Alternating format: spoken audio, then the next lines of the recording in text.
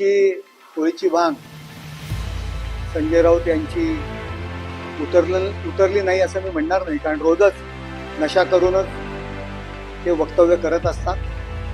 की जर तुम्हाला माहीत होतं की एकनाथ शिंदे साहेब काँग्रेसमध्ये जाणार होते, तर तुम्ही त्यांना नेता का बनवलं, नगरविकास मंत्री का बनवलं? म्हणजे तुम्ही त्यांना घाबरत होतात का? उद्धव ठाकरे घाबरत होते?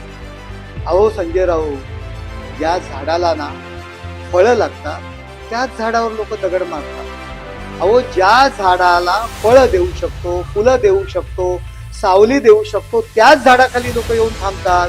तुम्ही निवडुंगाचं झाड आहे, ना तुम्ही फुलं देत, ना तुम्ही फळं देत, ना तुमच्यामधून सावली मिळत. कोण तुमच्याकडे येणार आहे? अहो, ज्या होळीची भांग संजय राऊत यांची उतरली नाही असं मी म्हणणार नाही, कारण रोजच नशा करूनच ते वक्तव्य करत असतात. पृथ्वीराज चव्हाण यांनी स्वतः या गोष्टीचा इन्कार केलेला आहे, त्यांनी नकार दिलेला आहे. पण मला यापुढे जाऊन संजय राऊत यांना प्रश्न विचारायचा आहे की जर तुम्हाला माहीत होतं की एकनाथ शिंदे साहेब काँग्रेसमध्ये जाणार होते, तर तुम्ही त्यांना नेता का बनवलं, नगरविकास मंत्री का बनवलं? म्हणजे तुम्ही त्यांना घाबरत होतात का? उद्धव ठाकरे घाबरत होते? त्यांच्यावरती जबाबदारी टाकून अख्ख्या महाराष्ट्रामध्ये निवडणुका जिंकण्याचा प्रयत्न का करत होतात जर ते काँग्रेसमध्ये जाणार होते तर? म्हणजे तुम्ही त्यांना त्यावेळी घाबरत होतात. त्यांची लोकप्रियता आहे लोकांमध्ये, एकनाथ शिंदे खूप लोकप्रिय आहेत हे तुम्ही मान्य केलं होतं, याचाच अर्थ होतो. अहो संजय राऊत, ज्या झाडाला ना फळं लागतात त्याच झाडावर लोक दगड मारतात. आता एकनाथ शिंदे यांच्याच मागे का सर्व पक्ष लागले की तुम्ही आमच्या सोबत या? कारण महाराष्ट्रामध्ये जनतेमध्ये ते फार लोकप्रिय आहेत. रात्रंदिवस ते लोकांमध्ये काम करत असतात. सर्व लोकप्रतिनिधी त्यांच्या मागे आहेत. अहो, ज्या झाडाला फळं देऊ शकतो, फुलं देऊ शकतो, सावली देऊ शकतो, त्याच झाडाखाली लोक येऊन थांबतात. तुम्ही निवडुंगाचं झाड आहे, ना तुम्ही फुलं देत, ना तुम्ही फळं देत, ना तुमच्यामधून सावली मिळत. कोण तुमच्याकडे येणार आहे? अहो, ज्या ठिकाणी तुम्ही राहता त्या ठिकाणी सुद्धा शिवसेना पक्षाचा नगरसेवक तुम्ही निवडून आणू शकला नाही. त्यामुळे साधं नगरसेवकाची सुद्धा ऑफर तुम्हाला कोण देणार नाही. त्यामुळे मी समजू शकतो की एकनाथ शिंदेवरती जो काही राग आहे, जो मत्सर आहे, जो तिरस्कार आहे, हा पूर्वीपासून तुमचा होता. आणि त्या रागापोटी, त्या मत्सरापोटी आपण अशा पद्धतीचे वक्तव्य करतायत. पण आम्ही समजू शकतो की एकनाथ शिंदे साहेबांची जी की लोकप्रियता आहे असे आरोप करून तुम्ही मान्य करताय, याबद्दल मी तुमचा आभारी आहे. अजून देखील महायुतीमध्ये रुसवे फुगवे आदळ आडपट आहे असं देखील म्हणतात ते संजय राऊत. काही शक्य आहे, मात्र जी ऑफर दिली ती मुंगेंड पिवारला तर नाही ना, असं देखील. अहो, हे एकनाथ शिंदेबद्दल टीका करणं, टिप्पणी करणं आणि माध्यमांमध्ये राहणं, याकरता हे सर्व गोष्टी सुरू आहेत. अमित भाईंवरती टीका करायची, त्यांच्याबद्दल अपशब्द बोलायचे आणि एकीकडे भाजप जवळ घेतो का हे प्रयत्न करायचे. हे भांग पिऊनच हे बोलतायत ना. अहो, अमित भाईंवरती रात्रंदिवस टीका करतात की भाजप यांना जवळ घेईल का, पण भांगेच्या नशेत ते करत असतात.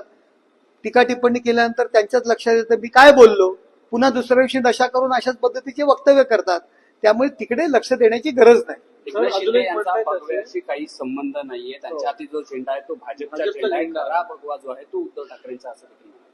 उद्धव ठाकरे यांच्या हाती भगवा झेंडा होता, आम्ही कबूल करतो.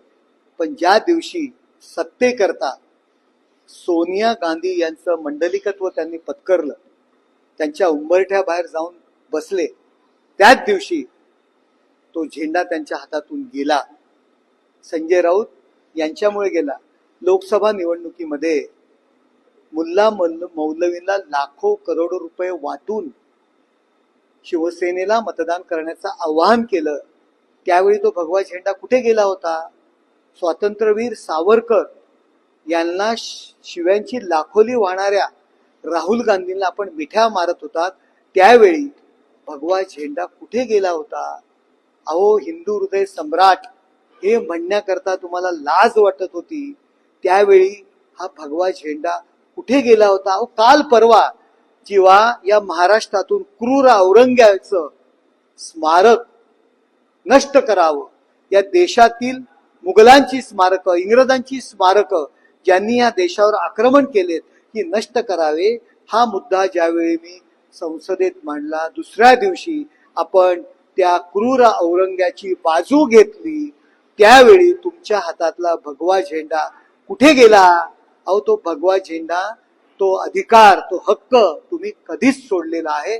तुम्हाला भगवा झेंडा हे नाव घेण्याचा सुद्धा अधिकार राहिलेला नाहीये. काँग्रेसमध्ये जाण्यासाठी त्यांनी जी दोन नावं घेतली, पृथ्वीराज चव्हाण असेल, अहमद पटेल, ते सध्या राहिले नाही, अशा दोघांची नावं घेतली आणि सकाळी जी बैठक दिल्लीत झाली असं त्यांचं म्हणणं आहे. खास करून पृथ्वीराज चव्हाणांनीच नकार दिलेला आहे. आता पृथ्वीराज चव्हाणच म्हणालेले आहेत की मला माहित नाही पृथ्वीराज चव्हाण आहेत. सर, शेवटचा प्रश्न. शरद पवारांनी मोदींना पत्र लिहून कौतुक केलेलं आहे. हा? शरद पवारांनी मोदींचं पत्र लिहून कौतुक केलेलं आहे. नरेंद्र मोदी साहेब काम करतात. पवार साहेब हे देशाचे नेते आहेत. त्यांना कळतंय की कोण काम करतं, कोण करत नाहीये. त्यामुळे काम करणाऱ्या माणसाचं नेहमीच कौतुक होणार.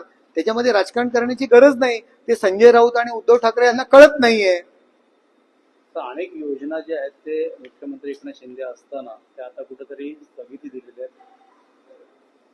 नाही, कुठेही स्थगिती दिलेली नाहीये. सर्व योजना सुरू आहेत. कुठल्याही प्रकारची स्थगिती मिळालेली नाही.